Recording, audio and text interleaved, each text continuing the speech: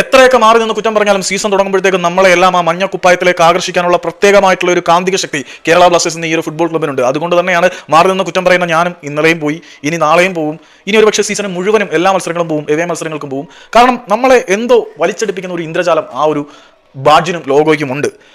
Kerala Blasters നമ്മുടെ രക്തത്തിൽ അലിഞ്ഞു ചേർന്നിരിക്കുന്ന ഒരു വികാരം തന്നെയാണ്. കേവലം ഒരു ഫുട്ബോൾ എന്നതിനപ്പുറത്തേക്ക് എന്തൊക്കെയോ വലിയ മാനങ്ങൾ ആ ഒരു ക്ലബിനുണ്ട്. അതുകൊണ്ട് തന്നെയാണ് നമ്മൾക്ക് അതിനെ ഒരിക്കലും വെറുക്കാൻ കഴിയാത്തത്. എത്രയൊക്കെ തള്ളി പറഞ്ഞാലും കാര്യത്തിനോട് എടുക്കുമ്പോൾ നമ്മൾ അതിന്റെ ലഹരിയിലേക്ക് ആണ്ടുപോകും.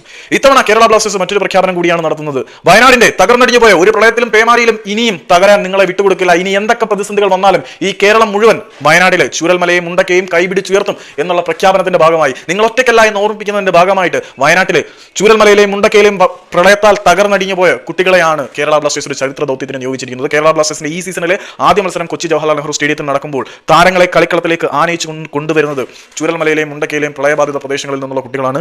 ഇത് വെറും ഒരു നീക്കമായിട്ട് നമുക്ക് തോന്നും, പക്ഷേ ഇതൊരു പ്രഖ്യാപനമാണ്. നിങ്ങൾ ഒറ്റയ്ക്കല്ല, നിങ്ങളോടൊപ്പം ഞങ്ങൾ എല്ലാവരും ഉണ്ട്. എല്ലാവരെയും പലതും ഓർമ്മിപ്പിക്കുന്നതാണ്.